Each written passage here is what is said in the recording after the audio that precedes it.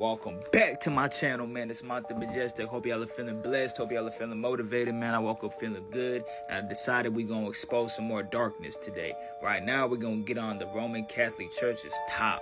Now, for all of you who didn't know, there's a book in the Bible called Daniel. Daniel was a prophet of God, and he often had a lot of visions. One vision he had particularly was of 4 beasts, and each beast was a representation of 4 different kingdoms. Now keep in mind, each beast Daniel saw was a representation of a kingdom, and he said that the horn that came out of the beast was a little horn, and it plucked out 3 of the first horns, and the horn had eyes of a man that was speaking. Now remember how we just read the horn that came out of this beast or kingdom overthrew 3 of the previous horns. Tell me why the Roman Empire destroyed 3 previous Aryan kingdoms, the Heruli, the Vandals, and the Ostrogoths. Crazy. Not only that, y'all, but keep in mind how this horn that came out of this beast or kingdom was a little horn. Tell me why the Vatican City in Rome is the smallest country in the world. Now don't forget, y'all, this horn that came out of this beast or kingdom had eyes and a mouth like a man, just like how the papacy has a man as their head called the Bishop of the Roman Catholic Church. Now let's look at another characteristic of this so-called horn that came out of this beast. It says he shall speak great words against the Most High and shall wear out the saints of the Most High and think to change times and laws. Notice that last part. So not only did the Catholic Church change the meaning of the 4th commandment, but they also divided the 10th commandment into 2. They changed the times from a Hebrew calendar to a Gregorian calendar, which is why the Sabbath now lands on Sunday instead of Saturday. Now, I'm not going to go as far to say that the Roman Catholic Church is the Antichrist, because they still technically believe in Jesus, but they definitely incorporated certain pagan beliefs from previous empires. Not to mention in Exodus, y'all, it says you must not make for yourself an idol of any kind of image or anything in the heavens or on the earth. Now let's see if the Roman Catholic Church has idols where they worship at.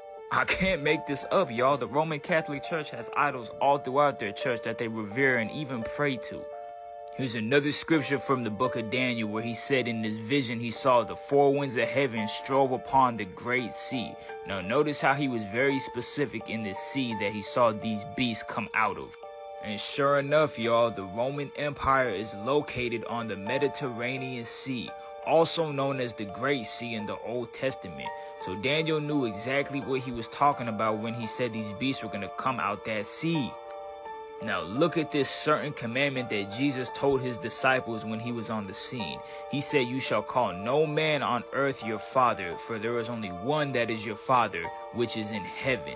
Now look what the Pope or papacy means, y'all. It literally stems from the Latin word papa, which means father. So they are calling themselves the Father. Here's another scripture from the Bible where it says, if a man also lie with mankind as he lieth with a woman, both of them have committed an abomination.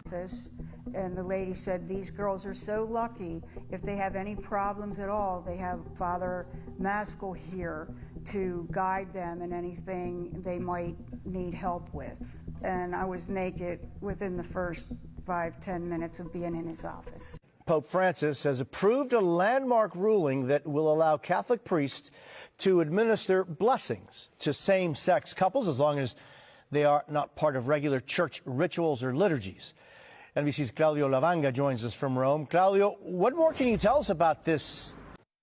Roman Catholics worldwide reacting to a seismic shift from the Vatican. Pope Francis now permitting Roman Catholic priests to bless same-sex marriages. I think that's a great step forward. I think that's wonderful news, to be honest.